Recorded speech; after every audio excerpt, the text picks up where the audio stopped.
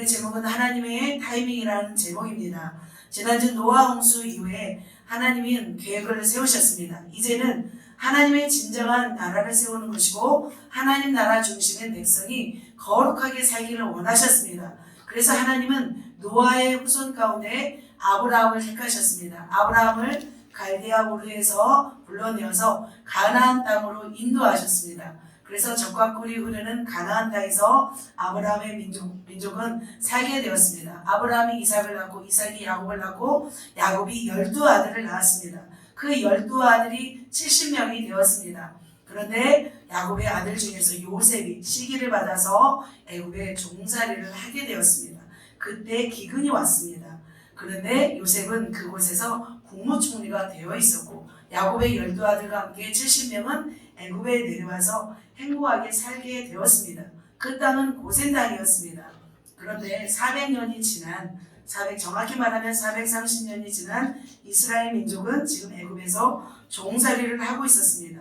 하나님께서 언약과 하나님의 계획 가운데 이제는 하나님의 백성을 하나님의 거룩한 백성으로 세우기를 원하셨는데 애굽에 내려와서 그들이 하는 일은 무엇이냐면 이렇게 종살이를 하고 있었던 것입니다. 애굽 사람들에 의해서 이스라엘 민족은 고통당하며 살고 있었던 것입니다. 흙을 이겨서 벽돌을 만들어서 라암색과 국고색을 이렇게 지었던 거죠.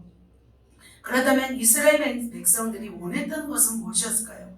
이때 이스라엘 백성은 430년이 지난 지금 그들에게 원했던 건 무엇일까요? 바로 민족의 해방이었습니다. 그들도 자유를 원했습니다.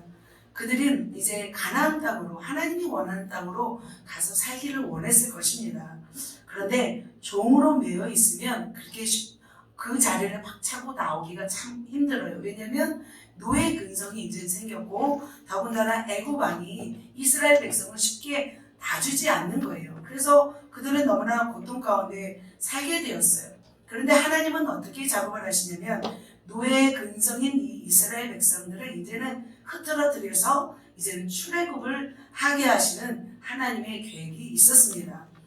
그러잖아요. 예루살렘 교회도 마찬가지잖아요. 초대교회에서도 많은 3,000명, 5,000명이 회개해서 하나님을 믿고 예수님을 믿고 이제는 자기들끼리 예루살렘 교회에서 정말 하나님께 영광 돌리고 살았는데 하나님은 어떻게 했어요? 바로 스데반을 죽이고 예루살렘 교회에서 핍박을 일으켜서 사마리아와 또 수리아 지역으로 다 흩어지게 하잖아요.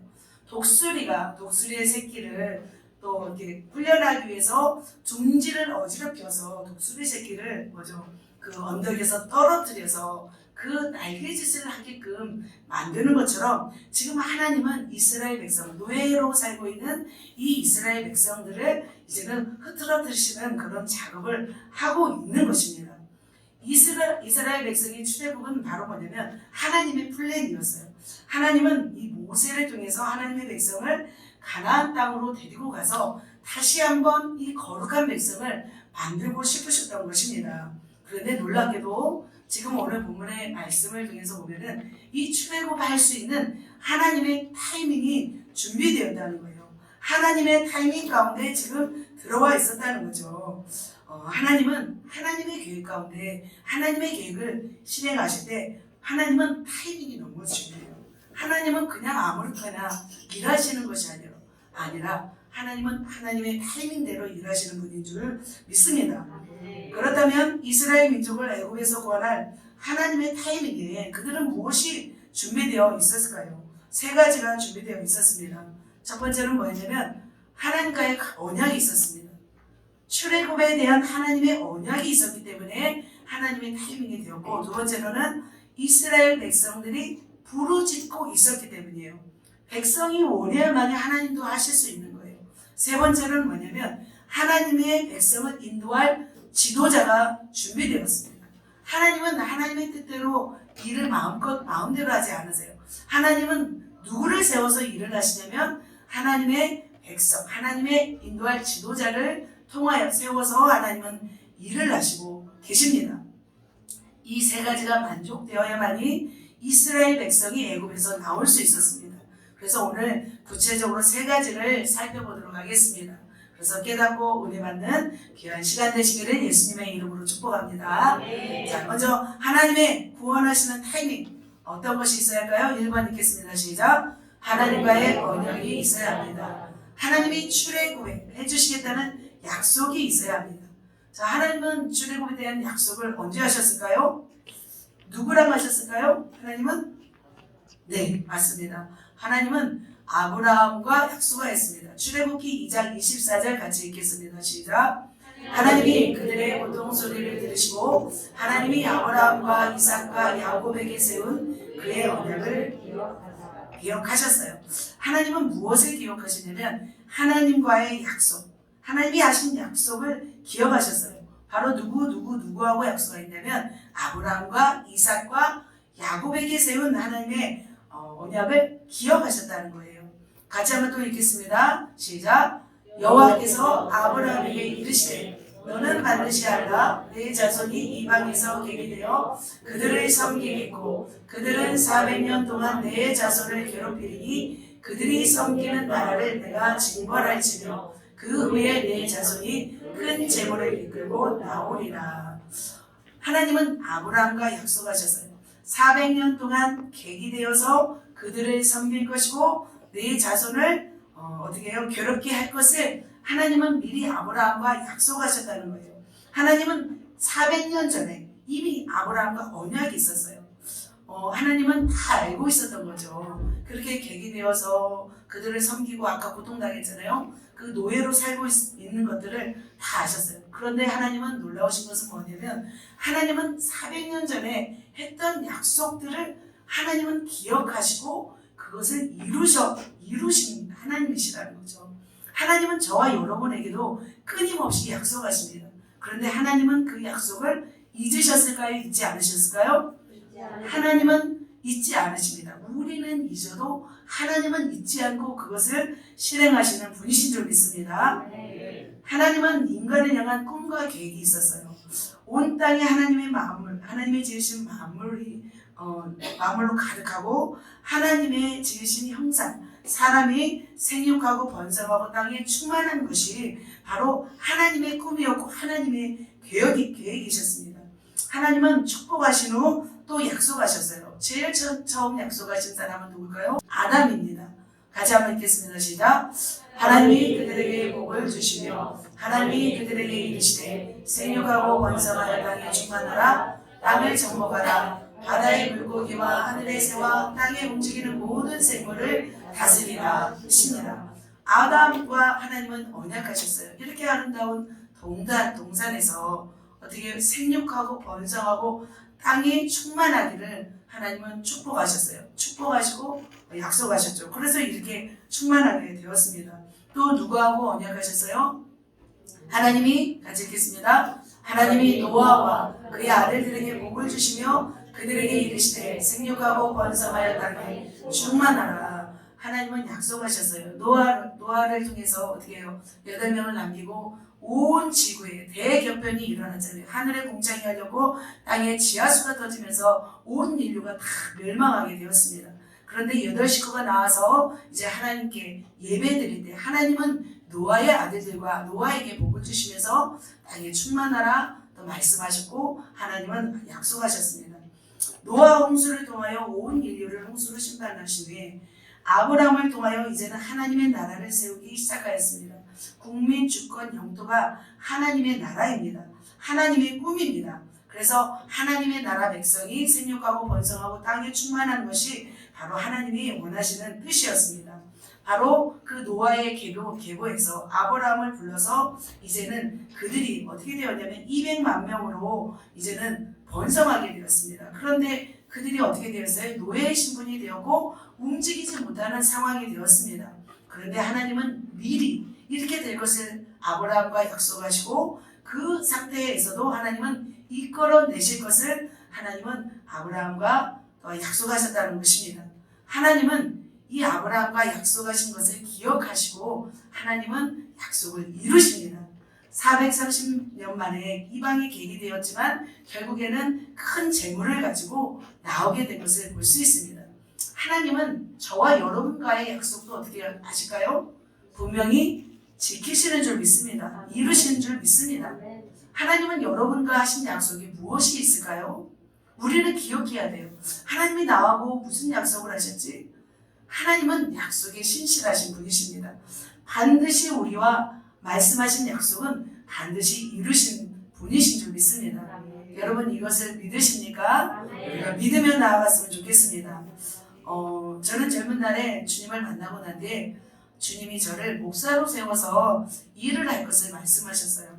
그런데 저는 이 일들을 너무나 오랫동안 제가 50이 되었기 때문에 모든 것을 포기하고 저는 살았던 것 같아요. 그래서 기도원 원장님들도 보면은 저를 기도하면 사모만 할 사람이 아니다. 그래서 처음부터 우리 은하언니도 같이 옛날에 전도사님을 만나서 기도받은 적이 있는데 저는 주의 종이라고 말씀하셨어요. 그래서 이상하다. 다 사모라고 하는데 왜 저는 주의 종이라고 할까 그랬어요. 그래서 저는 27살에 그 사명을 붙잡고 사명을 갖고 내가 목사가 돼야겠다. 그래서 신학교를 가야겠다 하고 제가 담임 목사님께 당돌이 들어가서 말씀드렸어요. 우리는 장로교회인데도 여자 목사 없는데도 저 여자 목사 될 겁니다. 그랬어요. 그랬더니 언짢아 하셨어요. 우리 목사님께서 얼마나 힘든 길인데 그 길을 가려고 하느냐 하시면서 언짢아 하셨어요. 그래도 저에게는 열망이 있었어요. 꿈이 있었어요. 이게 굉장히 강렬했어요. 그래서 저는 어떻게 했냐면 정말 나를 목사를 세워서 함께 일할 사람을 제가 찾기 시작했습니다. 제가 다니는 통신대학교에서는 신학의 틀이 있어요. 그래서 여성에 대한 좁은 어떤 소견을 가지고 있었습니다. 사모는 무조건 남편을 도와서 섬기고 조용히 있는 것이 저희 신학교에 대한 신학의 틀이었습니다. 그런데 저는 그런 사람은 도저히 살 수 없을 것 같았어요. 저는 사람보다도 비전이 더 중요했습니다. 저는 비전의 사람입니다. 드디어 그런 사람을 만났습니다. 박준하 형제였습니다. 네. 남편 목사님은 이제 저를 만나기 시작하면서 하나님께서 약속을 하셨대요. 저와 결혼하기 위해서는 약속을 해야 된다고 하셨대요. 어떤 약속을 하나님이 하기를 원하셨냐면 내가 이 박종희라는 사람을 사용할 텐데 너는 그의 앞길을 막지 말라 하셨대요. 그리고 나의 일을 할 때 너는 감수해야 될 것이 있다. 네 아내가 한 달 동안 해외에 나가서 사역을 할지라도 너는 감수할 수 있느냐. 너는 이것을 나와 약속해야만이 이 박종희라는 사람이랑 결혼해야 된다라고 하셨다는 거예요. 그래서 이제 제가 말씀을 이렇게 준비하면서 그게 생각이 나는 거예요. 하나님은 제가 20살 때 그 약속을 하셨는데 제가 50이 되었는데 저는 이제 잊어버렸어요. 저는 이제 셀리더로서 얼마든지 사역할 수 있잖아요. 나는 셀리더로서 이제는 열심히 주님의 일을 해야 되지라고 이제는 결단하고 살았는데 하나님은 그 약속을 지키시는 거예요. 그래서 저는 너무나 놀랐습니다. 하나님은 저와 여러분과 약속하신 것이 있는 줄 믿습니다. 예수님이 이제는 이 땅에 오셔서 십자가에 죽으시고 부활 승천하신 후에 또 우리들과 하신 약속이 있었습니다. 그것은 무슨 약속이었냐면 예수님이죠. 바로 이 약속입니다. 마태복음 28장에 보면 어떤 말씀이냐면 그러므로 너희는 가서 모든 족속으로 제자를 삼아 아버지와 아들과 성령의 이름으로 세례를 베풀고 내가 너희에게 분부한 모든 것을 가르쳐 지키게 하라. 내가 세상 끝날까지 너희와 항상 함께 있으리라. 이렇게 주님은 약속하셨어요. 지금은 누가 오셔서 이렇게 이 약속을 지키시나요? 바로 성령 하나님께서 오셔서 이제는 세상 끝날까지 우리와 함께 하시겠다고 이제는 약속하셨습니다. 그러시면서 어떻게 해요? 위의 것을 이제는 기다리라 말씀하잖아요. 그리고 성령이 오시잖아요. 그리고 하늘로 가신 본 그대로 주님은 다시 오시겠다고 약속하셨습니다. 그렇다면 우리는 어떻게 살아야 할까요? 주님이 다시 오실 것을 믿고 우리는 성령의 충만을 받고 복음을 전하며 하나님의 나라를 확장하는 것을 우리는 위하여 달려가야 될 줄 믿습니다. 그래서 우리는 어떻게 약속을 믿고 하나님과 동행하면서 복음을 전하고 또 전도해야 될 줄 믿습니다. 또 선교해야 될 줄 믿습니다. 두 번째로 하나님이 역사하시는 타이밍의 두 번째는 백성 같이 읽겠습니다. 백성들의 부르짖음이 상달되어야 한다. 하나님은 절대로 하나님의 백성이 원하지 않으면 일하지 않으십니다. 출애굽기에 나와 있습니다. 여호와께서 이르시되 내가 애굽에 있는 내 백성의 고통을 분명히 보고 그들의 감독자로 말미암아 부르짖음을 듣고 그 근심을 알고 같이 읽겠습니다. 1절은 3절 9절 시작. 이제 가라. 이스라엘 자손의 부르짖음이 내게 가라고 애굽 사람이 그들을 괴롭히는 학대도 내가 보았으니. 네, 백성들이 지금 뭐 하고 있어요? 부르짖고 있어요. 왜 부르짖고 있어요? 노예로 전락되었기 때문입니다. 애굽에 온 지 지금 400년이 지났는데 노예가 된 것입니다. 그렇다면 왜 노예? 아까 보면 요셉을 통해서 국무총리를 통해서 뭐죠? 고생 땅에 와서 살고 있었는데 왜 갑자기 노예가 되었냐는 거죠. 그렇다면 먼저 국무총리가 될 수 있었던 상황부터 설명하겠습니다. 노아의 후손인 아브라함, 이삭, 야곱의 12아들은 이제는 70명이 되어서 이제는 고센 땅에 살게 되었죠. 근데 고센 땅에 살기 전에 요셉은 국무총리가 아니라 뭐였어요? 요셉은 이방인이었고 감옥에 갇혀 있었잖아요. 그런데 갑자기 왜 국무총리가 되었냐는 거예요. 이때 특별한 하나님의 간섭이 있었어요. 애굽 사회에서는 큰 변화가 있었어요. 어떤 변화가 있었냐면 이방 민족이 쳐들어왔어요. 그래서 토박이 애굽 왕조를 무너뜨리고 이방 왕조가 세운 그 왕조가 이 나라를 다스리고 있었어요. 그 왕조가 바로 누구냐면 힉소스 왕조였습니다. 그들은 국경을 초월하여서 정복 사역을 하였습니다. 전체와 부대를 이끌고 동원하여 그 위력 앞에서 어떤 세력도 당해낼 수가 없었습니다. 이방인이었던 요셉이 국무총리가 될 수 있었던 건 뭐냐면 이 격변의 시기였던 거예요. 힉소스 족속, 이방 족속이 애굽 족속을 무너뜨렸기 때문에 이방 족속도 어떻게 보면 인재로 등용했던 거죠. 그래서 야곱의 그 아들 70명은 요셉이 국무총리로 있는 애굽의 고센 땅에서 살게 되었습니다. 이 고센 땅에서 몇 명까지 인구가 늘었냐면 200만 명까지 인구가 살게 되었어요. 그 땅이 굉장히 풍요로운 땅이었대요. 그래서 고센 땅은 어떤 땅이었냐면 이집트의 나일강 하류 지역이었어요. 삼각지에 위치한 지역이었어요. 굉장히 부유했고 잘 살았어요. 근데 이 잘 살고 있는 고센 땅에 살고 있는 이 이스라엘 백성이 왜 갑자기 노예로 노예가 되었냐는 거죠. 그렇게 고센 땅에서 살고 있었던 이 백성들에게 무슨 일이 있었냐면 또다시 전쟁이 있었어요. 요셉에게 그 우호적이었던 이 힉소스 왕조가 무너진 거예요. 그리고 다시 원래의 애굽 왕조가 들어선 거예요. 그래서 아까 말씀했죠. 같이 읽겠습니다. 시작. 요셉을 알지 못하는 새 왕이 일어나 애굽을 다스리더니. 바로 말하면 오늘날로 말하면 정권이 바뀐 거예요. 또다시 새 정권이 들어온 거예요. 이방 족속이 아까 왕이 되었었잖아요. 이방 족속은 힉소스 족속을 무찌르고 이제는 본토 민족의 왕이 이제는 된 거예요. 그러자 어떻게 될까요? 야곱의 후손들에 대해서 우호적이었을까요? 아니죠. 그들을 오히려 눈에 가시거리로 여겼어요. 왜냐하면 그 전에도 이방 족속이 쳐들어와서 애굽을 빼앗았잖아요. 그리고 다시 이제 애굽에서 이제 이방 족속이 불어나게 되니까 이 애굽의 왕은 어떻게 할까요? 굉장히 그들이 두려웠던 거죠. 그들이 또 다시 일어나서 힉소스 족속처럼 그들이 또 애굽 족속을 멸할까봐 두려워했던 거예요. 그래서 그들은 어떤 일을 시켰냐면 노예로 부려먹기 시작했어요. 남자들은 바로 강제 노동, 노역을 시키기 시작했어요. 보면은 이게 힉소스 족속입니다. 자, 출애굽기 11절 읽겠습니다. 시작. 감독들을 그들을 위에 세우고 그들에게 무거운 짐을 지워 괴롭게 하여 그들에게 바로를 위하여 북고성 비돔과 라암셋을 건축하게 하니라. 자, 애굽 왕은 이스라엘 백성들에게 강제 동원하여서 노동일을 시켰어요. 비돔성, 북고성, 라암셋을 건축하게 하였어요. 그래서 남자들은 일을 힘들게 하면 집에서 이제 주무셔버리잖아요. 힘들어서. 그래서 자녀들이 번성하지 못할 것이라고 생각했어요. 그런데 그렇지 못했던 거예요. 더 많은 자녀들이 생겼어요. 이렇게 막 일을 했어요. 저렇게 보면은 벽돌을 만들어서 일하는 그 이스라엘 민족의 모습들을 볼 수 있습니다. 보면 조선시대에도 보면은 일 많이 하는 종들이 오히려 공부만 하는 양반들보다 자녀들이 더 많잖아요. 그게 참 신기한 것처럼 이렇게 학대를 받으면 받을수록 이스라엘 민족은 더 번성되었어요. 그래서 이제는 노역을 시켜도 백성들이 번성하자 이제는 어떻게 했냐면 여자들의 출산을 억제하였어요. 그래서 출애굽기 1장 16절 보겠습니다. 시작. 이르되 너희는 히브리 여인을 위하여 해산을 도울 때에 그 자리를 살펴서 아들이거든 그를 죽이고 아들은 살려.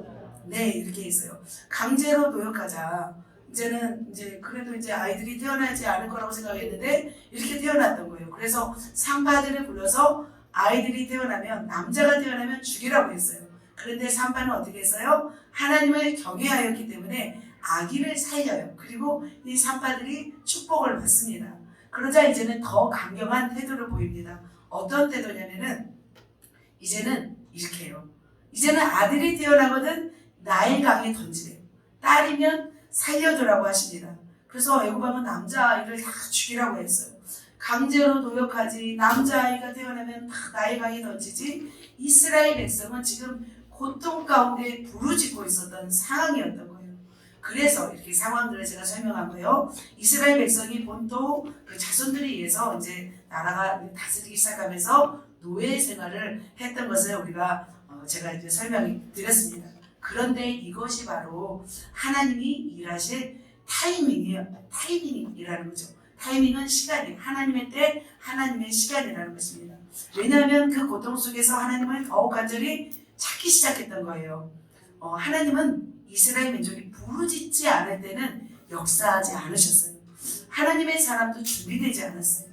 오히려 이제 모세가 도와주잖아요. 자기 민족이 편이 되어서 도와주려고 하자 내가 어찌하여 우리의 재판관이 되려니냐. 오히려 백성들이 그 말을 하는 것을 봅니다.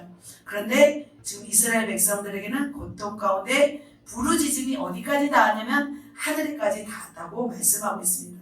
바로 하나님의 타이밍은 백성들의 부르짖음이 상달될 때라는 것입니다. 그렇다면 우리가 적용한다면 우리에게는 그러면 어떤 일을 해야 될까? 우리는 어떻게 해야 할까요? 바로 우리도 부르짖어야 될 줄 믿습니다. 하나님이 일하실 타이밍에는 반드시 부르짖는 기도가 있어야 될 줄 믿습니다. 지금 백성들은 부르짖고 있습니다. 그거 우리도 부르짖어야 되지 않을까 싶습니다.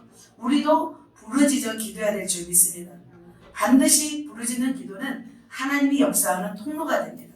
그렇다면 여러분은 얼마나 부르짖고 있는지요? 죽어가는 교회를 위해서, 영혼들을 위해서, 나라 민족을 위해서 또 우리는 부르짖어야 될 줄 믿습니다. 적어도 우리의 셀 리더님들은 2시간에서 4시간씩 지금 부르짖고 있습니다. 시간이 또 채워지지 않았다면 또 채워야 될 줄 믿습니다. 그렇다면 우리의 삶 가운데도 얼마나 많은 일들이 있습니까? 사업을 또 열어줘야 되고 또 질병이 치료돼야 되고 또 고3은 공부해야 되지 않습니까? 그러면 우리의 삶에는 어떤 일이 어떻게 하나님의 타이밍 가운데 하나님의 역사하시는 통로를 만드냐는 거예요. 우리의 바로 부르짖음해야 될 줄 믿습니다. 그렇게 우리가 부르짖을 때 하나님은 저와 여러분을 통해서 역사하실 줄 믿습니다. 마지막으로 세 번째입니다. 하나님이 역사하시는 타이밍 같이 읽겠습니다. 백성을 인도할 하나님의 지도자로서 준비되었을 때입니다.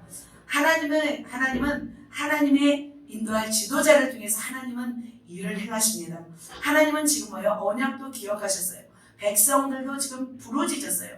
마지막 한 가지. 그렇다면 인도할 지도자가 필요했습니다. 그 지도자가 누구예요? 바로 모세입니다. 모세는 애굽에서 그 이스라엘 백성을 탈출을 인도할 지도자였습니다. 그런데 그 모세는 그냥 지도자가 되나요? 준비돼야 되나요? 준비돼야 될 줄 믿습니다. 모세가 어떻게 준비되었고 하나님은 그 모세의 어떤 면을 보시고 하나님은 그를 통해서 일을 시작하셨는지 또 말씀을 통해서 또 알아보도록 하겠습니다. 모세는 2가지를 준비했습니다. 첫 번째로는 읽습니다. 모세는 애굽의 궁중에서 40년을 준비하였습니다. 그리고 그 궁중에서 뭘 보셨냐면 민족을 향한 모세의 열망을 하나님이 또 보셨습니다. 민족을 향한 열망을 또 키우시기도 하셨습니다. 우리가 종된 노동을 할 때는 그게 힘든 건지 모르잖아요. 그런데 이제 민족의 지도자로 세워지기 위해서는 그 전체를 볼 수 있는 눈이 생겨야 되죠. 안목이 생겨야 되죠. 그래서 그 왕국이 40년 동안 하나님은 이렇게 일을 하셨습니다. 그래서 모세를 잠깐 설명하겠습니다. 모세는 물에서 건져냈다는 의미입니다.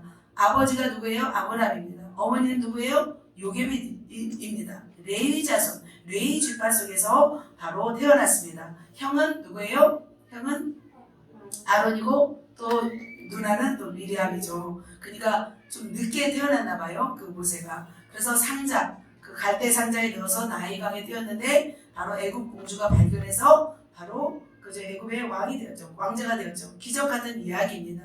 모세의 어머니는 어디로 들어가냐면 바로 궁중으로 들어가서 그 모세를 양육하였습니다. 애굽의 학술가, 모세는 그 궁중에서 있는 동안에 애굽의 학술에 완전히 통달한 사람이 되었습니다. 왕궁에서 40년을 보내면서 애굽의 왕자로서 백성을 통치하며 다스리는 모든 학문과 정치와 과학과 경제와 언어 훈련들을 다 배웠습니다. 그렇다면 모세에게는 왜 이런 열망이 있었을까요? 민족을 해방할 수 있는 이 열망이 왜 있었을까요? 생각을 하게 되었습니다. 모세는 어떤 때 태어나냐면 아까 형은 누구죠? 형 아론과 미리암은 벌써 태어났죠. 근데 모세는 늦게 태어났죠. 바로 남자아이는 물에 던지고 여자아이는 살려두라 할 때에 태어났어요. 그의 부모는 레위지파였어요. 요게벳은 아들을 낳고 3개월 동안 숨겨서 그를 키웠어요. 더 이상 숨길 수 없게 되자 그는 갈대 상자를 가져다가 역청과 나머지를 칠하고 아기를 거기에 담아서 나일강에 띄워놓았어요. 그리고 누이 미리암에게 그것을 보이게 했습니다. 그런데 때마침 누가 와요? 바로의 딸이 와서 목욕하러 와서 나일강으로 와서 또 그 갈대 상자를 보았다는 것입니다. 같이 한번 읽겠습니다. 시작. 바로의 딸이 목욕하러 나일강으로 내려오고 시녀들은 나일강가를 거닐 때 그가 갈대 사이에 상자를 보고 시녀를 보내어 가져다가 열고 그 아기를 보니 아기가 우는지라 그가 그를 불쌍히 여겨 이르되 이는 히브리 사람의 아기로다. 그러죠. 이렇게 두 그림이 있더라고요. 보니까 오른쪽이 좀 더 좀 애국 공주 같죠. 그렇게 해서 그 모세를 발견해서 아기를 이제는 양자로 삼았죠. 아기는 하루 이틀 지나면 울고 추워서 밤짐승에게 위험을 당해서 죽을 수도 있는 위험이었어요. 그런데 이때 이것도 하나님의 때가 아닐까 싶습니다. 이때 그럴 때 바로의 딸 공주에게 이 모세가 발견된 것이에요. 그리고 바로의 딸이 왜 나는 말씀 보면서 나일강가에서 목욕을 하지 생각이 들었어요.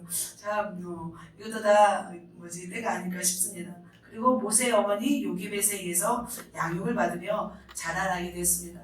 그렇다면 모세의 양 어머니 그 공주는 어떤 사람이었는가 잠시 설명해드립니다. 자, 투트모스의 1세는 애굽 왕이었습니다. 투트모스의 1세는 그 나일강의 남자아이를 죽인 그런 왕이었습니다. 그리고 투트모스의 2세는 투트모스가 다른 여인을 통해서 정실 부인이 아니에요. 후궁을 통해서 낳은 아들이었습니다. 핫셉수트가 바로 공주였습니다. 핫셉수트는 바로 투트모스의 2세의 정실에서 낳은 딸이었습니다. 아들이 없었습니다. 그러자 다른 후궁에서 낳은 투트모스의 2세가 2세와 함께 투트모스의 2세는 결혼을 시켜요. 공주와 결혼을 시켜요. 왜냐하면 정권을 유지하고 실권을 쥐고 나라를 다스리게 하기 위해서 이렇게 결혼을 시킵니다. 배다른 동생끼리 결혼을 시킵니다. 그때 투트모스의 2세는 일찍 죽어요. 그리고 누가 왕이 되냐면 투트모스 3세가 왕이 돼요. 어린 나이에 왕이 됩니다. 그러니까 누가 섭정을 하냐면 핫셉수트 공주가 투트모스 3세를 어떻게 뒤에서 조정하는 거죠. 정치적 야망이 많은 사람이었어요. 그때 핫셉수트에게는 누가 있었냐면 모세가 있었던 거예요. 그러니까 핫셉수트는 결혼을 했잖아요. 공주와 그 투트모스의 2세와 결혼을 했음에도 자녀가 없는 거예요. 자녀가 없으니까 이 공주에게는 아들이 필요했던 거예요. 그때 누구를 발견한 거예요? 모세를 발견한 거예요. 사실은 애굽의 사람들은 자녀를 버리지 않잖아요. 그래 입양 어떻게 하겠어요? 그러면 입양했다면 그 부모가 또 왕이 되려고 하니까. 근데 버려지나요? 어떻게 보면 히브리 백성 죽을 그런 아이인데 공주가 양자로 모세를 어떻게 맞이합니다. 그러니까 투트모스 3세와 모세는 어떤 관계예요?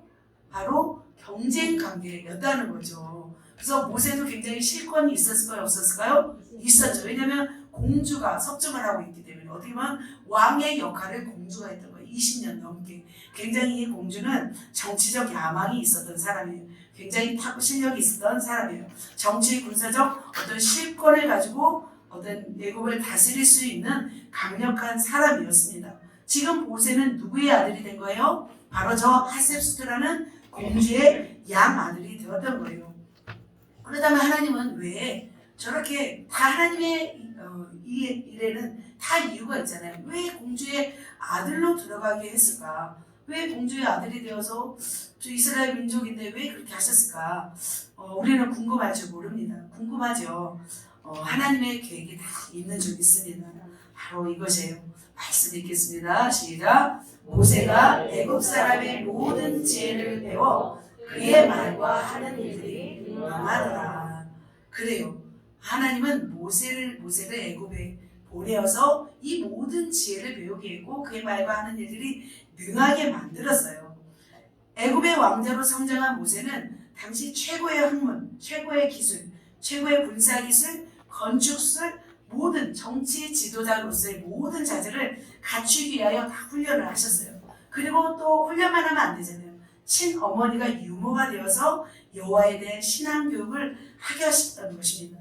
그래서 왕궁에서 첫 번째는 교육을 받았고 두 번째는 뭐가 생겼냐면 민족애가 생기기 시작했어요. 왜냐하면 왕자로서 지금 힘이 있고 잘 먹고 잘 사는데 자기 민족은 지금 어떻게 살고 있어요? 고된 노동을 하고 있는 모습을 본 거예요. 그렇다면 정말 정상인이라면 그 모습을 보면 얼마나 민족애요. 그 자기 백성을 살고 싶은 마음이 얼마나 가득하겠어요. 바로 그 열망을 하나님이 주시기도 하셨지만 모세에게는 그 열망이 또 타오르는 시간이었던 것 같습니다. 그래서 모세는 이 왕국에서 살면서 민족을 애굽으로부터 압제로부터 해방시키고 싶은 열망이 더 강렬하게 되었어요. 말씀을 봅니다. 출애굽기 2장 11절 12절 보겠습니다. 시작. 모세가 장성한 후에 한 번은 자기 형제들에게 나가서 그들이 고되게 노동하는 것을 보더니 어떤 애굽 사람이 한 히브리 사람 곧 자기 형제를 치는 것을 보지라. 좌우를 살펴 사람이 없음을 보고 그 애굽 사람을 쳐 죽여 모래 속에 감추니라. 이렇게 말씀하고 있어요. 이제는 40이 되었을 때 이제는 자기 어떻게 보면 이렇게 다 고된 노동으로 지금 힘들어하는 자기 백성들을 지켜보다가 이집트 사람이 감독이 된 거예요. 그래서 히브리 사람을 때리는 것을 보았어요. 그러자 모세는 좌우를 살피고 아무도 없자 이집트 감독을 쳐서 죽여요. 그리고 땅속에 묻어요. 그러니까 너무 열망이 컸던 거예요. 자기 민족에 대한 열망이 모세에게는 가장 컸어요. 그래서 가만히 있을 수가 없어요. 그래서 저렇게까지 살인까지 하게 되었습니다.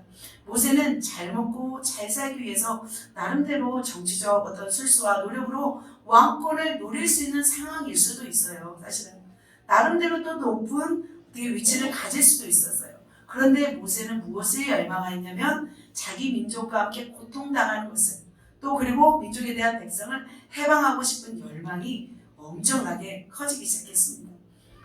모세는 그랬던 것 같아요. 민족을 향한 꿈, 고난 받기까지 믿음을 선택한 모세는 장성하는 동안 수많은 고뇌에 이런 고통들이 갈등이 있었을 것이라고 저는 생각이 들었습니다. 막강한 권력, 공주의 아들이긴 하였지만 애굽인들에게는 어떤 존재예요? 이방인인 거죠. 그 이스라엘 백성인 거죠. 그래서 모세는 자신의 뿌리에 대한 이 갈급함이 강했어요. 애굽에 이 40년 동안 있으면서 자기 민족, 미래에 대한 고민들이 커졌을 거예요. 그래서 노예로 살고 있는 그 히브리 민족을 구하고 싶은 어떤 민족의 지도자가 되고 싶은 마음들이 있었던 것 같습니다. 그런데 하나님은 그 소망을 보시고 그 자질을 보시고 이스라엘 민족을 출애굽할 수 있는 지도자로 사용하신 줄 믿습니다. 히브리서 11장 24절, 23절, 24절 보겠습니다. 시작. 나이가 40이 되매 그 형제 이스라엘 자손을 돌볼 생각이 나더니 한 사람이 원통한 일 당함을 보고 보호하여 압제받는 자를 위하여 원수를 갚아 애굽 사람을 쳐 죽이니라. 그러죠. 40이 되었을 때 이제는 자기 민족의 원통함을 돌아볼 생각이 났던 거예요. 그래서 어찌 보면은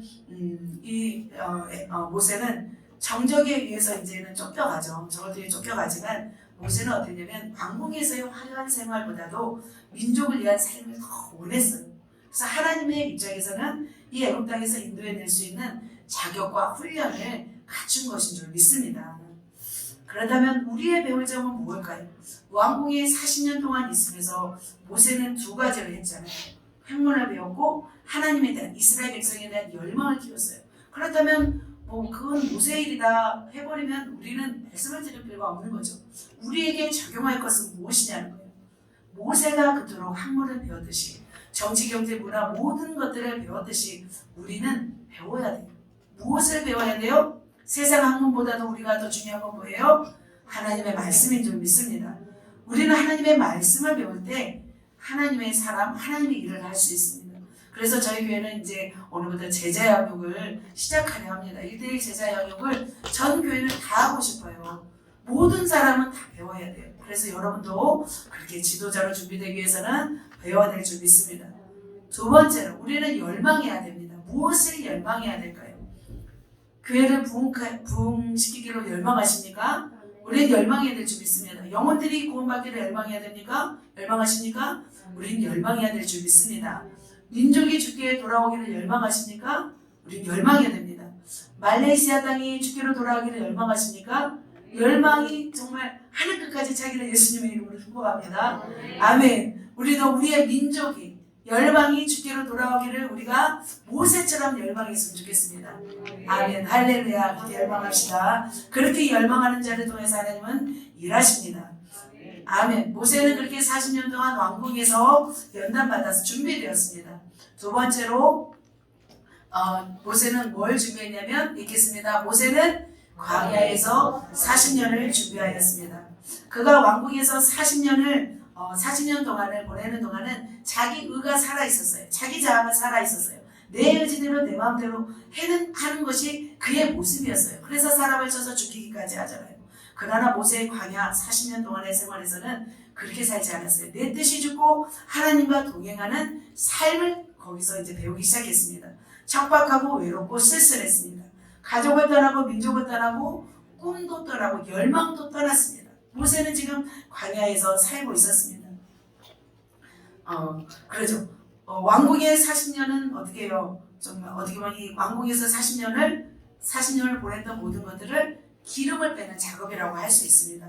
저희도 그러잖아요. 우리가 수영을 배우든 기타를 배우든 피아노를 배우든 처음에 할 때는 굉장히 지식도 알면서 굉장히 막 힘을 주고 해요. 그러나 정말 이제 숙련된 단련공이 되고 정말 어떤 높은 그런 경지에 이르려면 힘을 빼야 되거든요. 수영도 힘을 빼야 돼요.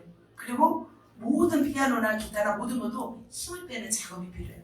마찬가지로 영적으로도 마찬가지예요. 영적으로도 최고의 학문을 배운 모세가 이제는 뭘 해야 되냐면 열망을 가진 모세가 그 힘을 빼는 과정을 통과해야 된다는 거죠.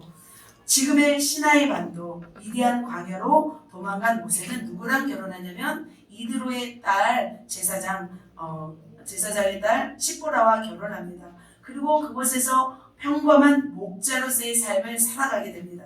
40년 동안 모세로 하여금 아무것도 할 수 없는 나약한 그런 존재가 되고 어떤 애국 왕자로서의 어떤 자만심, 그런 프라이드를 다 그곳에서 제거하게 하십니다. 이곳에서는 뭘 하냐면 하나님만을 의지하고 광야에서 철저하게 적응케 하는 그런 훈련을 하나님이 지금 하고 계시는 것입니다. 모세가 힘들었을까요? 처음에는 굉장히 힘들었겠죠. 하지만 시간이 가면 갈수록 모세는 그곳에서 적응했을 줄 믿습니다. 그리고 다 소용이 없구나, 자유하게 되었을 줄 믿습니다. 이제는 모세는 왕국에서의 40년이 기억도 나지 않을 만큼 시간이 흘렀어요. 몇십 년이 흘렀냐면 40년이 흘렸어요. 나이가 이제는 몇 살이 되냐면 80세가 되었어요. 이 80세가 되었을 때는 어떤 생각이 드냐면 내 나이에 무엇을 할 수 있을까? 이제 생각이 드는 거예요. 저희로서는 한 60대부터 이제 그 생각을 할 것 같아요. 모세가 120년이니까 절반이죠. 저희는 한 50에서 60. 120에 80이니까 그러면 저희 한 60 되겠네요. 60 정도 돼서는 내 나이에 무슨 일을 할 수 있겠어? 이렇게 생각할 때인 거예요. 그때 하나님은 모세를 부르십니다. 그래서 출애굽기 3장 10절 같이 읽겠습니다. 시작. 이제 내가 너를 바로에게 보내어 너에게 내 백성 이스라엘 자손을 애굽에서 인도하여 내게 하리라. 이렇게 말씀해서 이 모세가 지금 광야에서 앉아 있죠. 그런데 하나님은 이 모세를 부르셨습니다. 어떻게 불러요? 하나님의 불꽃 가운데. 저렇게 불은 타지 않아요. 그냥 떨기나무에서 그냥 불이 있는 그냥 평범한 상태에서 모세를 불렀죠. 그런데 이렇게 모세를 불렀다면 80이 되었을 때 불렀다면 어떻게 해야 될까요? 모세는 야 드디어 왔어 막 이렇게 해야 될까요? 드디어 이제 내 때가 와서 내 시대가 열렸어. 모세가 이렇게 했을까요? 모세는 이제 그렇게 되지 않았어요. 어떻게 되냐면 내가 누구이기에 바로에게 가며 이스라엘 자손을 애굽에서 인도할 수 있겠습니까? 하나님께도 말을 해요. 그래서 하나님이 뭐라고 하냐면 가라 내가 너와 반드시 함께 하겠다 이렇게 하십니다. 그러자 모세가 또 뭐라고 이렇게 말을 해 하나님께. 그들에게 하나님의 이름을 무엇이라고 해야 합니까? 이제 말하죠. 그러자 나는 스스로 있는 자다 이렇게 하죠. I am who I am 이렇게 말씀하죠. 세 번째 또 모세가 또 그래요. 만일 그들이 나를 믿지 아니하고 나를 보내신 하나님을 믿지 아니하면 어떻게 합니까? 또 이제 하나님께 또 질문해요. 그러자 하나님이 그러잖아요. 지팡이를 던져라. 근데 뱀이 된 거예요. 그러니까 잡으라. 그래서 딱 잡으니까 또 지팡이가 된 거죠. 손을 품에 넣어보라. 하니까 손에 또 나병이 생겼죠. 다시 넣으니까 없어졌죠. 그리고 날감을 떠서 땅에 부으면 피가 될 거라고 말씀하십니다. 그래서 이제 자신감이 이제 갈 줄 알았는데 한마디 또 해요. 이제 하나님을 화나게 만들어요. 뭐라고 하냐면 나는 입이 뻣뻣하고 혀가 둔하니 보낼 만한 자를 보내소서. 이제 하나님이 40년 훈련하고 40년 실컷 연단받았는데 아까 말 잘한다고 했어요? 못한다고 했어요? 말에 능한다고 했잖아요. 외국에서 다 배워갖고 40년 지났다고 말 못할까요? 말 잘한 사람은 계속 잘하더라고요. 못한 사람한테도 한 번 말 틀린 사람들은 잘하더라고요. 근데 보낼 만한 자를 보내소서 한 거예요. 그래서 하나님이 노를 말해서 네 형 아론이 있지 않느냐 하면서 아론을 이렇게 붙여주시죠. 뭐냐면 자아가 너무 깨져버린 거예요. 이제는 자신감조차 잃어버린 거예요. 애굽인을 쳐서 땅에 묻었던 이제 모세가 아닌 거예요. 혈기도 없고 이제는 두렵기만 한 모세가 되었다는 거예요. 그렇게 되었을 때 하나님이 이제는 이 모세를 쓰는 거예요. 이제는 모세는 어떻게 돼요? 하나님만 따라가는 사람이 된 거예요. 하나님이 인도하시고 하나님이 이제는 진행할 수 있는 하나님이 쓰실 만한 그릇이 된 거예요. 그래서 우리의 힘으로 할 수 있을 때는 하나님이 또 안 쓰세요. 그런데 또 우리의 힘을 또 빼놓고는 또 하나님이 이제 우리의 가진 것을 가지고 또 사용하시더라고요. 참, 저와 여러분도 이런 과정을 겪고 있고 또 겪어주고 있습니다.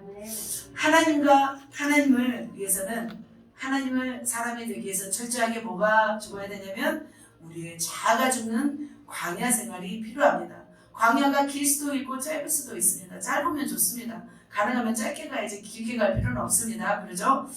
다윗도 광야가 있었습니다. 13년의 광야가 있었습니다. 요셉도 광야가 있었습니다. 13년이죠. 사도 바울도 광야가 있었습니다. 아라바 광야에서 3년 있었고 다소에 가서 10년 동안 머물렀습니다. 어떻게 보면 한 10몇 년, 13년 정도가 광야였던 것 같습니다. 여러분은 광야가 몇 년이었습니까?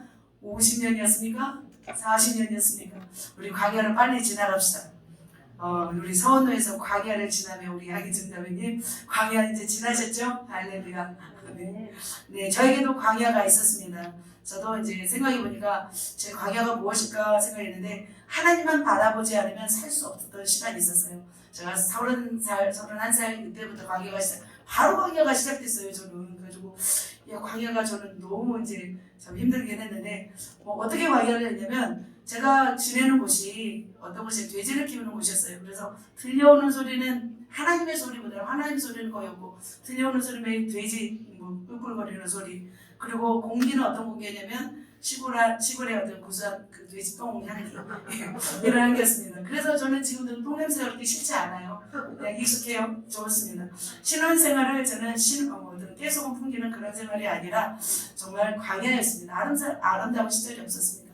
감사하게도 이제 나병으로 고생하시는 분들과 함께 저는 그곳에서 광야를 보냈습니다. 근데 생각해보니까 그것은 고난이 아니라 저한테는 축복의 시간이었던 것 같습니다. 남편 목사님은 어떻게 되냐면 시골에서 사역하려면 시골 분들과 똑같이 살아야 한다면서 폐닭 10마리를 데려왔습니다. 그리고 일주일을 굶기니까 털이 쫙 빠지면서 그때서부터 이제 털이 자라고 알을 낳기 시작했습니다. 그리고 또 어떻게 했냐면 또 오골개 닭 10마리를 또 사가지고 와서 이제 그것을 또 키웠고요. 또 돼지 한 마리 선물로 받은 말씀은 여러분들 죠. 돼지 한 마리를 데리고 왔습니다. 그런데 그 몫은 남편이 하는 것이 아니고 목사님이 하는 것이 아니라 제 몫이었습니다. 월요일 날 가시면 이제 금요일 날 오십니다. 그러면 일주일 내내 제가 사는 것은 회닭 10마리, 오골개 10마리 닭, 그것뿐만 아니라 개도 사왔어요. 개도 3마리. 한 마리는 건강이었습니다. 그 잡아먹는다고 건강했는데 결국은 죽더라고요. 그래서 그 개들과 함께 저는 그렇게 시골에서 이렇게 3년 동안 살았습니다. 저기 31살 그 젊은 나이에 저는 귀농하여서 광야의 생활을 보냈던 것 같습니다. 밤에는 기도하였고 낮에는 이 동물들을 돌보면서 하나님의 때를 소망하면서 내 때는 나는 이 시골에서 살 그 존재가 아닌데 나는 유능한 일꾼인데 나를 진짜 이곳에서 언제까지 살아야 되나 그런 마음이 있었지만 가면 갈수록 나의 기름이 빠지고 내가 원하는 삶이 아니라 정말 하나님이 원하는 그런 모습으로 저를 바꿔주셨습니다. 저의 자아가 거의 다 거기서 깨지기 시작했던 것 같습니다. 마찬가지로 모세도 이 광야를 지나면서 자아가 죽은 것처럼 하나님의 사람들은 반드시 이 광야를 거쳐야 될 줄 믿습니다. 광야를 지난 자는 주를 위해서 생명을 다해 달려가는 자이고 자아가 죽고 오직 예수 그리스도로 사는 자가 바로 광야를 통과한 자인 줄 믿습니다. 모세는 이제 40년 미디안 광야에서 훈련을 마치고 애굽으로 돌아옵니다. 그리고 하나님과 동행하면서 애굽 왕 바로에게 찾아갑니다. 근데 모세는 자신은 이제 어떤 신분으로 가냐면 왕자의 신분도 아니었죠. 이제는 도망자의 신분도 아니에요. 하나님의 대사, 하나님의 종의 신분으로 가서 이 왕을 만나는 것입니다. 그리고 하나님의 백성을 탈출시키려는 이 거대한 비전 앞에 그 모세가 선 것입니다. 그러면서 모세는 어떻게 하냐면 행하시면서 순종하시면서 어떻게 해요? 애굽 땅에서 나오게 하는 강력한 일을 이 모세를 통해서 행하신 것을 볼 수 있습니다. 모세는 광야와 왕궁에서 40년이 준비되었습니다. 쓰임받는 것보다 더 중요한 것은 뭐냐면 하나님의 사람으로 준비되는 것입니다. 그러면 준비된다는 것은 무엇이에요? 우리가 알 수 있는 것처럼 내 자아가 죽고 오직 하나님으로 가득한 사람이 바로 준비된 사람인 줄 믿습니다. 할렐루야. 여러분 지도자로 준비되었습니까? 아멘. 여러분이 더 준비돼야 돼요. 저한테는 여러분이 소중한. 여러분 지도자로 준비되었습니까? 아멘. 준비된 만큼 사용되고요. 사용되면서 준비돼요. 어떤 분은 막 준비되어 사용한다고 해서 70, 80까지 준비만 하고 가면 안 돼요. 우리는 또 사용되면서 또 이렇게 준비되는 거예요. 마지막 때에 지금 사용할 수 있는 그 준비는 뭐냐면 주님의 신부가 되는 거예요. 주님을 정말 사랑하는 거고, 두 번째로는 군사가 되는 거예요. 강력하게 군사. 교회들마다 이렇게 계속해서 부흥하는 교회들이 있대요. 그 부흥하는 교회들의 특징은 뭐냐면 성도들이 군사가 되는 거래요. 군사가 된 교회들은 무너지지 않는 교회래요. 그래서 저의 목적은 모든 성도를 제자화시키고 군사로 만드는 것이 저의 꿈이고 소망입니다. 아멘. 여러분 자아가 100% 죽고 그리고 오직 예수 그리스도 사는 그런 준비된 강력한 군사가 되기를 원하십니다. 원하십니까? 그렇게 되기를 축복합니다. 근데 사람들은 이렇게 하나님을 좋아하잖아요. 하나님을 믿으면서도 좋아하는데 왜 이렇게 어려워하시냐면 이 자아 때문에 그래요. 죽고 싶지 않으니까. 제대로 믿고 싶지 않으니까. 제대로 하나님을 사람이 되려면 자아가 죽어야 되는데 죽고 싶지 않으니까 우리가 미끄러지는 것 같습니다. 그러나 우리는 예수로 살고 오직 복음으로 사는 자가 되어서 하나님께 칭찬받는 하나님의 사람이 되기를 예수님의 이름으로 축복합니다. 예수님은 예수님의 마음대로, 결론입니다. 예수님은 예수님의 마음대로 살지 않으셨어요. 철저하게 어떻게 사셨냐면 성부 하나님의 시간표대로 사셨어요. 우리도 이제는 내 마음대로 내 시간대로 사는 것이 아니에요. 하나님의 시간표대로 하나님의 타이밍에 따라 우리는 살아가야 될 줄 믿습니다. 그러기 위해서는 계속해서 자를 십자가에 못 박고 오직 예수 그리스도의 성품으로 우리는 나아갈 때에 그렇게 될 줄 믿습니다. 여러분 그렇게 되시기를 소망합니까? 그렇다면 우리 속에 있는 혈기, 분노, 모든 미움, 정욕, 모든 악한 감정들, 우리의 부정적 성품들을 다 제거하시고 오직 하나님의 뜻에만 순종할 수 있는 그런 강력한 하나님의 사람 되시기를 예수님의 이름으로 축복합니다. 아멘. 말씀을 마치도록 하겠습니다. 하나님은 세 가지 조건이 충족될 때에 그 출애굽을 하셨습니다. 첫 번째로 뭐였습니까? 바로 하나님과의 언약이 있었습니다. 우리도 하나님과의 언약을 기억하시면 좋겠습니다. 그 언약을 기억할 때 하나님 그렇게 말씀하셨잖아요. 그러면 하나님은 어떻게 하실 수가 없어요. 왜냐하면 하나님은 약속에 신실하신 분이기 때문이에요. 내 지금 모습이 초라할지라도, 내 지금 모습이 초라할지라도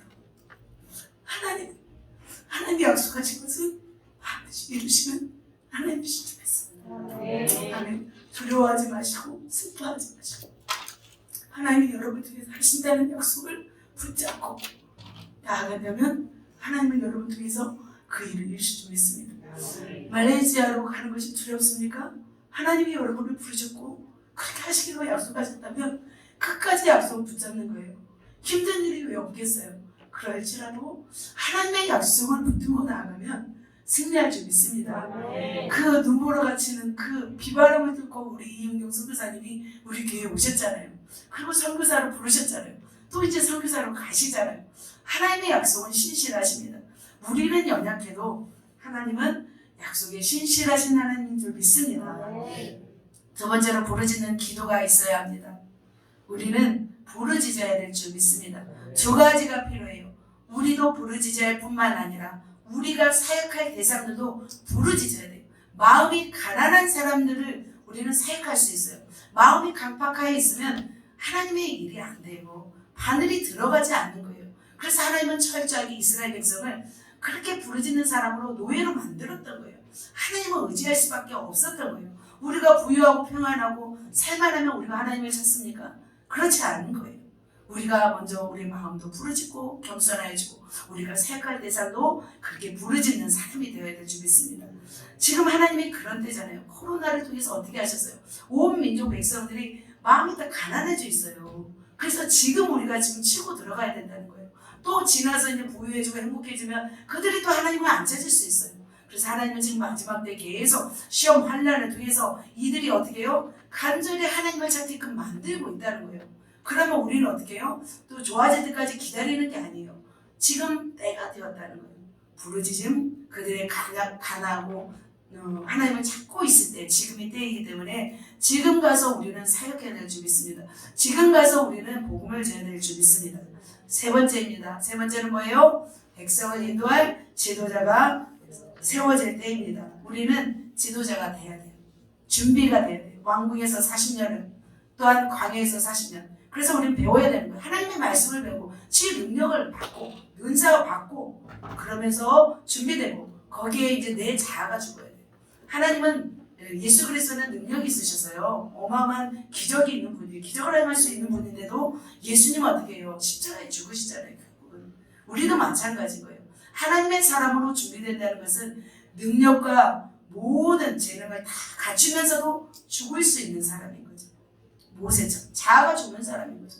우리는 그래서 두 가지가 준비되어서 하나님의 나라를 위해서 귀하게 쓰임받는 그런 사람들이 되기를 예수님의 이름으로 축복합니다.